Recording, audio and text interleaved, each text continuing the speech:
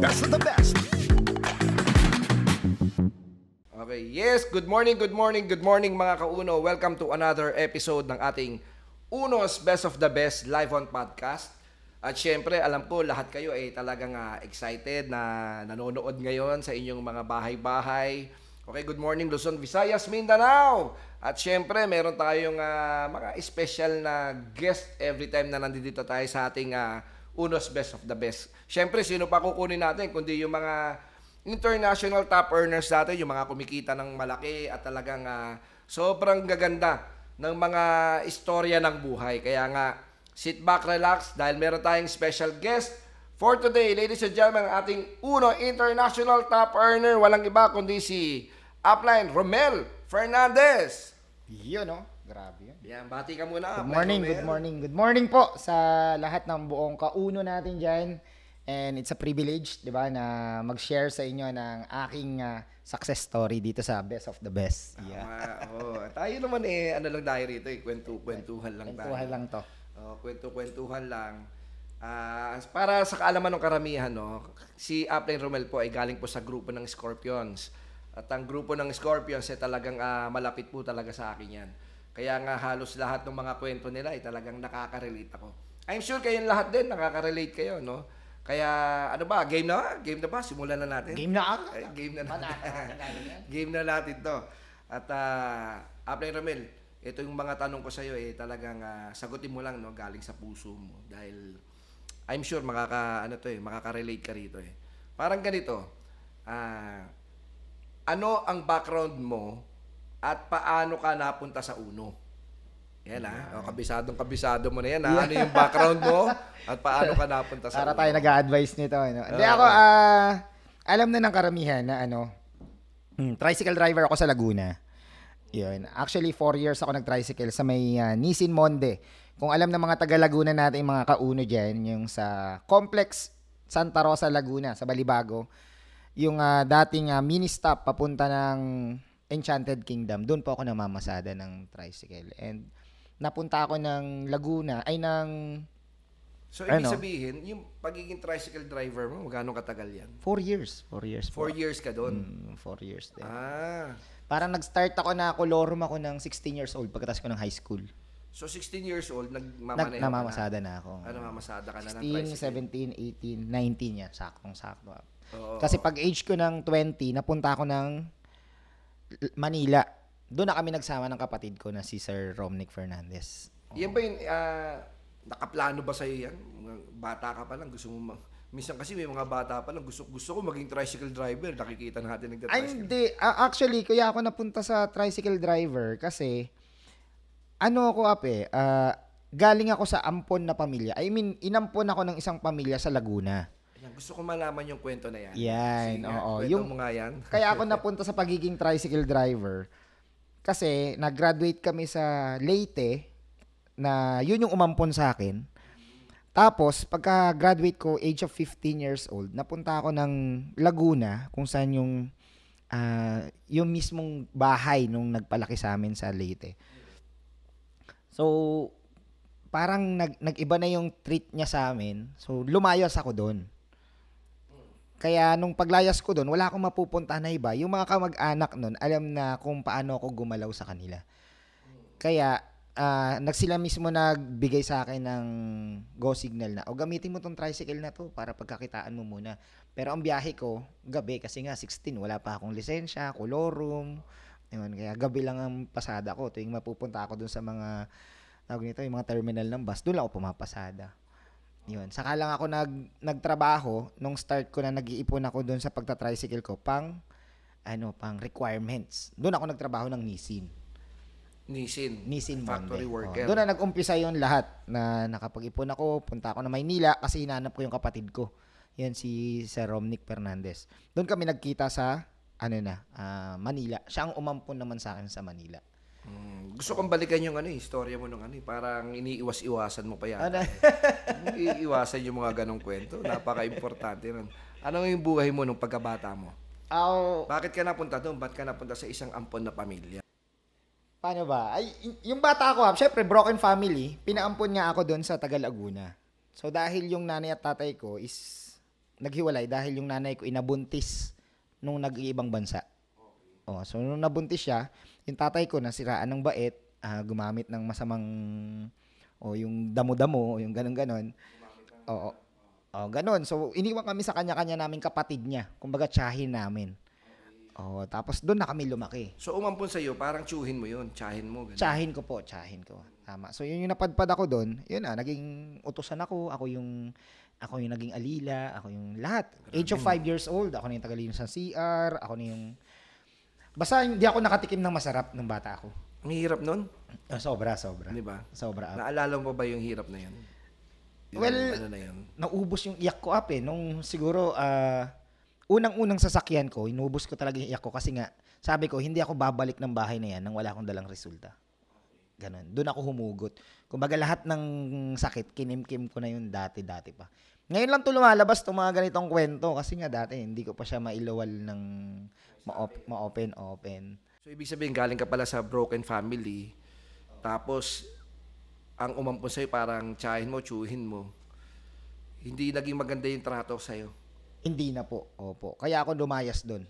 Well, ako naman, napaaral nila ako. Thankful ako kasi nga, napaaral nila ako hanggang high school. Actually, kamamatay lang po talaga niya. Itong August 28. Kaka 40 days niya lang nitong October 8. October 6 pala. So, kahit sabi ko nga, kahit anong naranasan ko doon, na nagpis or inalila ako yung ginawang, kumbaga parang katulong na din. Kumbaga boy, parang ganun. Tapos, syempre hindi mo naman mararanasan na ititreat ka na bilang anak. Di ba? Pero sa kabila ng yon, sa pagbabible namin, sabi nga kung sino naman, di ba, magbalik tanaw ka, ako yung nag-support na, kumbaga, nung naging okay ako, nung 2020, nandun ka pa rin para sa kanya. Lahat, nagbalik tanaw ako. Lahat ng binigay nila sa akin na nagbalik tanaw ako. Hanggang sa kinuha na siya ni Lord. At least naging maayos kayo. Naging maayos kami. Pero yung hindi mo naisip nung panahon ng pagkabata, may tinuturo lang siya sa'yo. Yon. Ngayon ko po siya na-internalize. Opo. Kung kailan nagkapamilya na. Lahat. Kasi, kung ba't pala ako hinuhubog noon nung pagkabata, kasi magagamit ko pala pag nagkapamilya ako. Kasi, unang-una, paano yung tamang ugali, di ba? Yung opo at opo, dati sobra. Tapos, yung pag-uwi ng maaga, yan, mga gawaing bahay, hindi na mahirap sa akin. Kumbaga parang madali na lang kasi nga nung bata, binugbog ako sa ganung gawain . So nagagamit ko siya nung nagkapamilya na ako. Kaya lahat ng pupuntahan kong bahay, pag nakita kong marumi, kasi nakasanayan ko na, di ba? Parang linis automatic. Automatic na. Buti na lang malinis ngayon dito. Hindi tagalinis. Kuha kami ng walis . Hindi tagalinis sana ako dito. Yun lang. Tapos lahat ng niya sa amin, paghigpit, kasi kahit lalaki ako, bawal kami maliit ng gabi ng 6 p.m. na umuwi ng bahay. Bawal kaming magdala ng kahit anong babae. Bawal kami magbarkada ng babae. Ngayon, parang sa akin, nag-sink in siya na dapat parang, di ba, parang ako loyal na ako sa asawa ko. Parang gano'n . Doon na ako naka-focus . So, nung pagkabata, doon ako na-mold. Siguro yung time na yon, palagay ko, no, yung ginawa ng uncle mo, or uncle mo ba? Uncle ko ang mismong po. Siguro inuhulma ka lang niya para maging isang mabuting tao nung panahon na yon. Pero ganun pa man, napunta ka dun sa yung sabi mo nag-tricycle ka. Ano ba yung buhay ng isang tricycle driver? Matindi kasi 16 ako . So ibig Tad-tad sabihin, ka sa babad ka sa init . Hindi, gabi, puyat ako . Puyat. Sa umaga, tulog ako. Kasi, kolorum ako, 16 years old . Wala akong lisensya. Oo. So, ang biyahe ko, mag-uumpisa kami na mga 7 or 8 p.m. Tapos, sasakadahin ko yun hanggang alas 6 ng umaga. Tapos nun, pag edad ko nga ng 18 up, saka ako nakapag-umaga kasi nakakuha akong license, nagtrabaho ako ng Nissin. So, kahit nagtatrabaho na ako, nagtatricycle pa din ako. Nung lumayas ako doon, sa nagpalaki sa akin, kasi sabi ko nga, iba na yung treat, nakatira ako sa tricycle mismo. Doon ako naninirahan. Mahirap. Ano yung buhay na yun? Siyempre, yung time na yun, hindi ko naman siya na-feel na mahirap . Ngayon ko lang siya na-internalize na mahirap pala yun. Mahirap pala yung ganun, di ba? Kumbaga parang ako na-enjoy ko kasi nga, nakakulong ako sa bahay. Ginawa ko alila. Kumbaga nung nasa labas na ako, nandito na ako, parang naging malaya ka. parang okay pa rin sa akin eh. Kasi nasa tricycle ako, kung nagagawa ko yung gusto ko, parang sa akin, parang masaya yun. Tapos kumikita ka. Oo. Eh, nung nandun lang ako sa loob ng bahay, hindi ko magawa yung gusto ko kasi syempre sakal na sakal ako dun. Nung panahon ba na yon, nung panahon nung nagta-tricycle ka, sumagi ba sa isip mo yung nangangarap ka rin ba? Mataas up. Ano pangarap mo nun? Ang hugot ko talaga nung nandun pa lang ako sa tricycle, mabuo talaga pamilya ko. Oh, yung nanay at tatay ko kasi never ko na-experience yun. 2 years old pa lang ako, binigay na ako sa ibang pamilya. So yung hugot ko na pag may dumadaan, ano kayong pakiramdam na, 'di ba? Inaakay ka ng tatay. 'Di ba? Parang hinihili ka ng nanay, 'di ba? Parang yun yung nasa utak ko eh. Ang hugot ko talaga, mabuo muna yung pamilya ko. Actually, pag nabuo pamilya mo, automatic, kailangan mo, gusto mo bahay, di ba? Hindi pa sumaksak sa utak ko yung sasakyan. Oh, ang gusto ko lang talaga, magkaroon ng bahay, tapos nandiyan nakikita ko yung nanay ko, tatay ko. Ako mismo bubuo. Yun yung pinakahugot ko lang nung bata. Nung bata ka. So nangangarap ka na mabuo mo yung pamilya mo. Yun, opo. Hanggang sa nadala ka na. Paano ka ba nadala sa uno? Nadala ako, ex ko yung nagdala sa akin. Kilala mo yun? Ay, parang yung mga ganong nakakalimutan ko na yun. Kilala mo yun. Oh. Talaga? Si Apla yung Leslie Lubino. Yung maliit na estudyante. Ay, kilala mo yun. Kilala ko yun. Siya nagdala sa'yo, si Leslie. Oo, siya nagdala sa akin. Si Leslie pala yun. Yung singkit. Napapanood niya. Yung singkit. Maliit. Hindi, may asawa na siya ngayon. Nadala niya ako kasi ako dati, nagpa-franchising kasi ako dati. Oo. Ano yun? Bago ako mapunta sa Uno, nung pagpunta ko ng Maynila, nagtatrabaho ako ng Andox. Okay. So sa Andox na yun, nakakaipon ako. Talagang hindi ako umuwi. Parang ako dun 3 days, 4 days ako dun. Walang uwian. Lalo na pag Pasko, bagong taon yan. Nakaipon ako ng mga 26,000. Way back. 2012, 11, napakalaking halaga na nun. 25,000. Tapos nun, may nag-offer sa akin na mag-franchise. Ewan ko kung networking din yun eh. Pero ang ano sa amin, sisig at saka tawag ni scramble. So, 2 cart. Okay. So, imbis na 70,000 siya, nabili lang namin siya ng 50,000. Nung sumasabog na siya, gumanda na yung income niya. Naghahanap ako ng iba pang pwesto sa cart. Ngayon, ngayong si X, yung pwesto ko na yung nakita, malapit sa bahay nila. Ayan, kaya nagtanong ako na baka may mga kakilala siya na pwede kong makausap around the area. Doon ko siya na-contact. Nag-uuno na pala siya noon. Tapos dinala ka na? Ayun na, hindi muna. Pinahiram niya muna ako ng sabon. Binigyan niya muna ako ng sabon. Uy, baka nakita niya maitim ka. Maitim talaga ako. Sobra. Binigyan niya ako ng sabon, try mo muna. Ayan. Tapos kinabukasan, yun na yun. Nag-text na siya na, may negosyo din ako, pakita ko din sa'yo. Sabi niya, yun na, nadala ako sa opisina. Doon, baliw na baliw talaga ako. Noong time na yun? Yung time na yun, kasi first time ko sa network marketing, never pa ako na-involved sa kahit anong networking. Wala pa. Doon na, sports car. Yung time na yun, may banda-banda pa. Uso pa yung banda nun eh.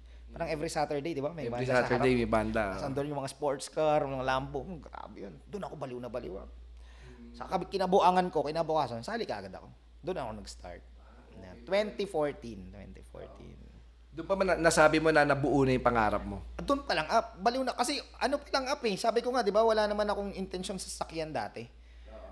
Doon ako talaga sabi ko, grabe to. Kung doon nga sa negosyo ko, kumikita na ako. Sabi ko, ito, kaya ko din to. Kasi yung nagdala sa akin, 17 eh. Age ko noon, 21. Sabi ko, kaya niya eh. Kaya ko din. Parang ganun yung mindset. Yung isang tanong ko, ano naman si Upline Romel Fernandez sa labas ng Uno? Well, kung ano ako ngayon, yun yung hinuhugot ko nung bata ako. Kumbaga, gusto kong buuin yung pamilya ko. Dito, hindi ko hinahayaan na masira yung pamilya ko. Bilang ako na ako na yung tatay. Na ayoko may ipapamigay o ayoko mapunta sa iba yung anak ko. Binubuo ko yung pangarap ko na hindi ko nagawa sa nanay at tatay ko. Ako yung gumagawa sa pamilya ko ngayon. And sabi nga, family-oriented. Kasi nga, sabik ako na magkaroon ng pamilya. Kaya hinuhugot ko ngayon lahat dito sa pamilya na binuo ko. So, ibig sabihin, family-oriented ka na? Doon po. Tama. Alam mo, lahat tayo nag-uuno tayo. May mga kanya-kanya tayong mga napagdaanan. Lahat may mga pinagdadaanan. Hindi naman agad successful agad di ba? Sa personal story mo, ano yung mga di mo malilimutan na naranasan mo sa uno, na pagdaanan mo? Nung bago ka pa lang. Hindi ko talaga yung makakalimutan. panahon na nung panahon na nag-i-start ka pa lang yan. Ang hindi ko makakalimutan, yung humataw ako na walang-wala. Nabuntis yung asawa ko. Yan, yung kinakain ng asawa ko, isang hopya lang maghapon. Yun na, year 2016 pala. 2016. Sa Aura pa. Oo. Hirap na hirap ako. Imagine mo, yun yung punto na sumisipa na ako ng bato. Yung kinikwento ng mga apply na sipa ka ng bato, tumatapong ka, baka alam mo, apply mo na yung tinamaan mo, di ba? Oo. Yung sa akin na yun yung pinaka talagang down na down ko lahat sagad. Alam pa ni Apply Lewe yun. Kasi pumunta pa siya dun sa inuupahan ko.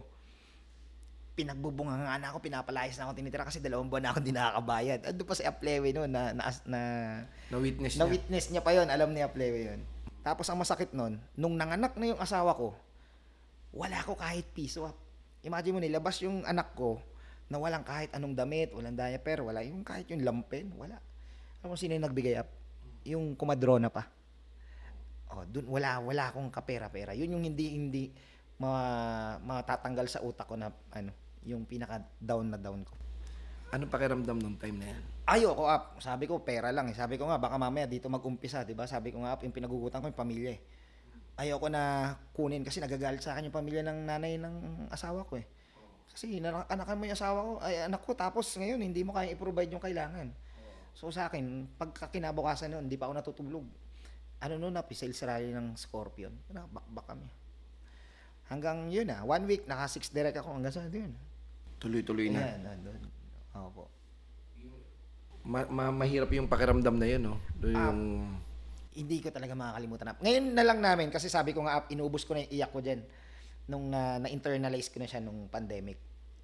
Opo. Kasi nung hindi pa, kasi parang alak pa eh. Ngayon kasi, naging God-worthy na kasi tayo. Kaya, ngayon lang na-internalize lahat.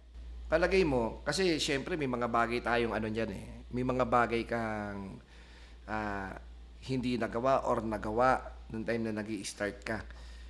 So dumating ka sa punto na ganun, medyo mahirap ngayon. Meron ka pang mga naisip na regarding sa pagne-network na nahirapan ka, na hindi mo malilimutan? Ano yun? Well, sa akin kasi, ang pinakamahirap, yun lang eh, yung natutulog ako sa tricycle at saka yung sa anak ko. The rest, yung pagbibuild, na-enjoy ko kasi siya. Yung pala yun. Yun yung magandang tanong ko. So, na-enjoy mo pala siya. Lahat nung building, stage, pagkuha ng mga direct, paghataw, na-enjoy ko every moment. Kaya hindi ko sasabihin na mahirap siya eh. Sabagay. Kasi nakikita kita nun eh. Talagang masaya ka nun eh. Anong kadalasan palagay mo yung pagkakamali? Okay, ano yung mga kadalasan na pagkakamali na nagagawa ng mga distributors, lalo na kung bago pa lang? Palagay mo. Yung, ang tawag niyan, yung mamaya na habit. Oo, manyana habit. Manyana habit, yung ganun. Kasi ugali ko yun dati. Kaya pa yan, bawi ako next month, bawi ako sa ganito. So, yung ugali na hindi naghahabol sa oras. Kasi yun yung naging mali ko. Kumbaga, dapat, yung bago pa lang, pwede naman pala, hindi pala abutin ng 4 years, magka-resulta eh. Pwede pala, hindi abutin ng 5 years, magka-resulta eh. Kung tinanggal ko sa utak ko yung pagiging mamaya-mamaya na. So, tumatagal lang pala. Lang pala. Ano ang mga strategies para maging effective sa pagne-network? Yan. Well, ang pinakaunang-una, kailangan, di ba, tama ka, yung karakter mo, tama. Kumbaga, yung pagiging attitude mo, tama, kasi makikisalamuha ka sa napakaraming tao. So, kailangan ikaw muna na ayon mo yung sarili mo na kaya nang humarap sa maraming tao. Kasi hawak ka ng maraming tao. So, kailangan masayahin ka.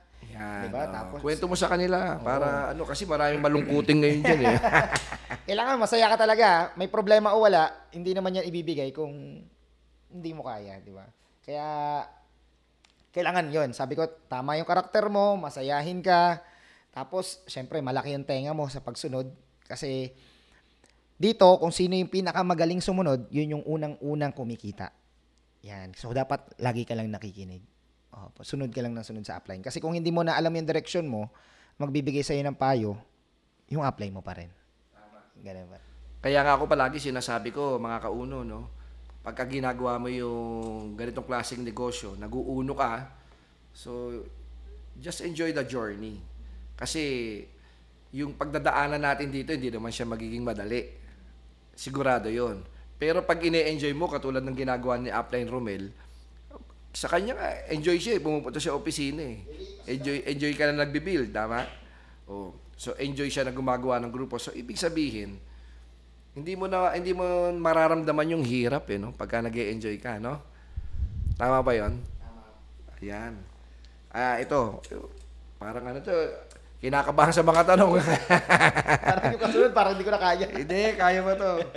Oh, ito. Ito maganda to. Kasi namimili ako ng mga yung babagay talaga sa iyo ng mga tanong eh.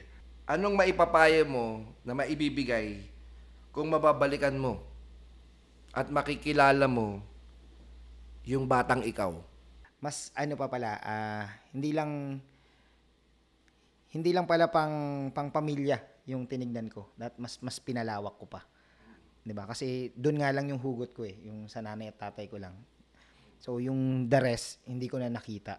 Kaya dapat mas nilayuan ko, mas nilakihan ko pa pala yung pangarap ko. Ngayon, bilang nag-uuno na dating ako nung nag-uumpisa. Kung nasa uno ko na ipapayo ko para sa inyo, dapat binilisan ko pa. Kasi ngayon ko nare-realize na sayang yung oras na dapat kapiling ko pa. Nung meron na dapat ako na pera para na-enjoy ko yung dun sa nagpalaki sa akin. Kasi sabi ko nga, kamamatay lang niya. So, ang dami pa namin plano. Gusto ko pa siyang dalhin sa Boracay, gusto ko pa siyang dalhin sa Kaya lang hindi ko na magagawa. Kasi nga, wala na siya. So, yung pera pala, mabilis pala makuha. Pero yung oras, hindi mo na maibabalik. So, kung ako yung dati, na alam ko na kukunin na maaga yung nagpalaki sa akin, at sinabi ko na sa utak ko na binilisan ko pa dapat. Yun ang dapat sa'yo. Mas bilisan mo pa. Tanggalin mo na yung manyana habit. Tanggalin mo na yung lahat na nagpapabagal sa'yo. Tanggalin mo na lahat ng pumipigil sa'yo para makuha mo yung gusto mo. Kasi pag may nawala na sa'yo, doon mo lang makikita kung gaano ka-importante yung oras. Oras. Kasi yung oras kahit kailan, Hindi mo na lumipas mababalik. hindi mo na pwede maibalik yan. Well, mas mafe-feel mo yung oras up pag may nawawala sa'yo. Kasi yung oras, pag parang ngayon, hayaan mo lang lumipas, hindi mo pa siya mafe-feel eh. Pero pag may nawala sa'yo ngayon, mafe-feel mo yung oras. Sana lang hindi pa late. Wag muna. Diba? Sana. Kaya mas bilisan niyo pa.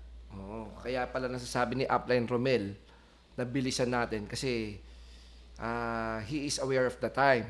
Na yung oras, tandaan ninyo, hindi tayo bumabata. So, everyday, dumadagdag yung edad natin. Tama? So, tama. Kailangan, pag nagde-network ka, gawin mo talaga lahat. Todo mo na. Kumbaga, nandito ka na, todo mo na. Kasi, sabi ko nga, yung oras na yan, yan yung magdidikta kung anong buhay ang pwedeng maranasan ng pamilya mo, maranasan mo, or maranasan ng mga taong nasa paligid mo. Tama? So, ngayon, regarding sa mga tao sa paligid, habang tayo ay nagne-network, Upline Romel, marami talaga nang negative talaga sa atin, no? Marami, no? Ano ang message mo? Sa'yo ba may mga nang negative ba? Madami, Yung nagpalaki pa lang sa akin, negative na eh. Nanay at tatay ko, negative. Yung kapatid ko na napasali ko, negative. O yung bunso namin, negative. Pero sa kanila naman, bakit ako mahataw? So kung yung masasabi ko dun sa mga nagne-negative, negative sila kasi nga, hindi naman nila talaga naiintindihan. Yun lang yung pinaka-bottom line dun. Hindi pa nila naiintindihan. And hindi pa nila nai-internalize yung pagiging negosyante. Kung bakit sila negative, hindi sila negosyante katulad mo. So hindi sila negative, hindi lang nila naiintindihan. Opo. Kasi walang negative na tao. Wala pong negative na tao. Kahit chismosa pa yan, walang negative na tao. Pero maraming tao ang hindi nakakaintindi. Exactly. Tama. Yun. Oo. Anong masasabi mo sa mga tao na nang negative sa'yo na yun, may mga ganun eh. Mga kaibigan mo, mga kung sino man. So sa lahat ng nag-negative sa akin, salamat. Siyempre, kasi sa kanila yung lahat ng parang sila yung gasolina ko kung bakit ako nag-i-strive ng mas mataas eh. Kasi sila yung nakatingin sa akin. Kumbaga, kayo yung audience ko na pinagpapasikatan ko. Salamat dun sa mga negative kasi nga, mas ina-assume ko yung mas mataas na ine-expect nyo sa akin. Kung ine-expect nyo lang sa akin, magkabahay lang, well, inangatan ko pa. Ine-expect nyo sa akin, magkakotse lang, inangatan ko pa. So, salamat kasi negative ka sa akin. At least na-inspired ako sa'yo na mas angatan ko yung ine-expect mo na magkakaroon ako. Tama, no? Oo. Kasi gano'n naman talaga eh. Hindi naman natin Hindi maiiwasan natin yung mga maiwasan taong yun. ano, no? Oo. Na kung ano yung tingin sa atin. Pero, alam mo ba na lahat ng mga na-interview namin dito, medyo nagkaroon sila ng declaration. Okay? Declaration when it comes to goals. Okay? Mm-mm. Alam ko naman na maganda na nangyari sa'yo. Lahat ng mga resulta na ano, unti-unti, nakukuha mo na at meron ka na, may bahay ka na rin. Oh. Ngayon, sa darating na taon, 2025, Mm-mm. ano yung naiisip mo na gusto mong goal ngayon? Okay. Ang next step ko na ngayon, well, actually, tapos na ako magbigay. Nakapagpatayo ako ng 3 bahay ng nanay-tatay ko, tsaka yung biyanan ko. Nakabili na din ako ng house and lot. Pilitin ko na mailabas ngayon yung sports car up before December. Yung 2025 na goal ko is, matagal ko nang sinasabi sa lahat ng leaders ko to. Bibili talaga ako ng isang lupa na 1,000 or 2,000 square meter. Nagagawin lang namin siyang hideout. Kumbaga parang patatayo namin ng kubo, oo, na tayuan mo ng kubo yan, di mo babayaran yan, basta sa'yo na yan. Pag gusto ng pamilya mo, may swimming pool sa gitna, diyan ka punta ako. Parang ganun yung Pwede, goal. ano? Oo, po. Ganda nun, Ano lang, kasi lahat ng bahay namin nasa south eh. Kung gusto so, ko naman, pasasama-samahin mo sila doon. north naman, gusto ko north naman So, yung gagawin lupa. mo silang parang ano sila, village. Yan, ganyan. Yeah, ganun, ganun Compound, nakikita mo. compound. Compound, na magkakasama na kayo doon. Yan, poison compound. Yun po yung pinaka-plano namin. So, siguro mga 5M or 4M na lupain. Parang hirap pasukin ng compound na yun. No. Oo. Alam mo bakit? Bakit, Pap? Poison. May laso. Ay, laso yun. Kasi alam ng mga leader ko yun, bili ako noon, may fish pan kami, may kambing kami, may baka kami, may mga manok. O parang pag gusto nila, buong pamilya nila, pasok lang. Okay yun Okay, ang ganda ng goal mo Opo. Grabe yun Parang sa dinami-dami ng mga nakausap ko na merong goal. Kakaiba rin yan. Kakaiba. Di ba kakaiba yan, no? Imagine mo pagkakaroon ng sariling compound, tas nandun yung, ano yan, leaders, gano'n? Lahat po ng nakasama ko na leader, siyempre alam ko naman kung ano yung hirap nila. Well, alam na din nila yan. At saka, ang naituring ko nga sa kanila is pamilya na or kapatid na, dugo na. Kaya kasama sila sa goal namin. And alam nila yon kung saan yung next namin, 2025. Galing nun. Opo. Sarap nun, no? Sigurado yun, parang araw-araw party kayo dun, no? Sigurado yun, No? Oo, grabe yun. Huwag lang kayo masyadong magiinom dun, baka...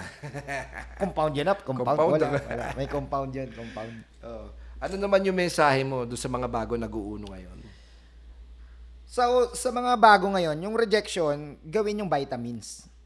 O, lahat. Wag tanggalin nyo muna ang emosyon pagdating sa pag nag-uumpisa. Kasi ang unang-unang kalaban mo dyan, emosyon. 'Di ba? Unang ma-reject ka ng pamilya mo, nanay mo, kapatid mo, kung sino man, ang unang kalaban mo dyan, emosyon mo. So, yun yung una mong lalabanan. Wag na wag ka magpapadala sa negative. 'Di ba? Pangalawa, tanggalin mo nga yung manya na habit na iniisip mo bago ka pa lang, 'di ba? Okay lang sila mauna kasi matagal na sila, 'di ba? Okay na siya yung mauna kasi upline ko naman siya. Hindi, kung ang tingin mo dapat mo nang makuha yung kailangan mo, hatawin mo ng mas mabilis pa diyan sa mga taong nakapaligid sa iyo. So kunin mo na lahat ngayon pa lang. Pwede naman ngayong taon eh. Ako kung dati iniisip ko, pwede naman pala isang taon, pwede na pala magka-resulta eh. Pwede pa lang 1 week, 1 year, magkaroon na kagad ng 1 Millionaires Club eh. Di ba? Pwede pala eh. So mas kailangan bilisan mo. Tanggalin mo lang sa isip mo yun. Kasi yan lang yung nagpapabagal sa atin. Ako yun yung naging mali ko dati. Yun po. Eto, kakaiba din tanong to. Siguro sabihin natin, last question natin to para sa iyo. Upline Romel. Marami tayong mga nakasabay. Okay? Marami tayong mga nakahalubilo. Kilala mo na. At halos buong pagka pumunta ka ng floor, kilala mo sila. Ano naman ang masasabi mo sa matagal na nag-uuno at wala pa ring magandang resulta? Well, Anong maipapayo mo sa kanila? Yung ako, marami din naman ako, mga downline ko and crossline na matagal na, as in talagang taon na or 10 taon na, tapos andun pa rin sa progress na ganun. Actually hindi ka pa nagmamatured. Maturity. So, kailangan mo i-mature yung sarili mo na time mo na makuha yung kailangan mo. Kumbaga yung karapatan mo, kunin mo na. So, sa mga matatagal na, ang tatapik lang sa sarili mo, hindi ibang tao. Ang tatapik sa goal mo, ang tatapik sa gusto mo, sa karapatan mo, ikaw lang. Wala nang iba. So kung bakit ka tumatagal, kasi hinahayaan mo. Kasi pumapayag ka. 'Di ba? So kaya ka tumatagal ng ganyan kasi hindi mo pa siya gusto. So kailangan gustong-gusto mo muna para makuha mo siya. Oo. Ito, last na ulit. Yeah. Palaging may last eh. last question na kaya. Ano yung bagay na hindi mo kaya mawala? Ngayon, pamilya ko, Pamilya ko. Lalaban ko ng patayan yun. Oo. Hindi pwede. So, ibig sabihin, pag pamilya usapan, Oo, kahit sino bumangga, paglalaban mo talaga. Gagawin mo talaga lahat. Grabe yun. So, muli, no, Upline Romel, maraming salamat sa oras mo. Tayo nagkadaupang palad at tayo nagkakwentuhan ngayon. Kamay muna tayo.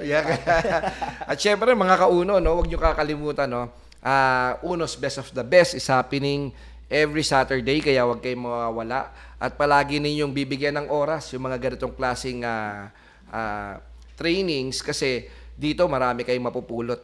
No? Mas lalong-lalo na kung ikaw ay isang bago pa lang or matagal na, aspiring na gusto mo maging international top earner, yun po ang ating mga kinakausap every Saturday dito sa ating Uno's Best of the Best live on podcast. At syempre, akong kasama na yung Upline J. Escobar, kasama natin si Upline Romel Fernandez. Maraming salamat sa inyo lahat. Thank you. Ayos.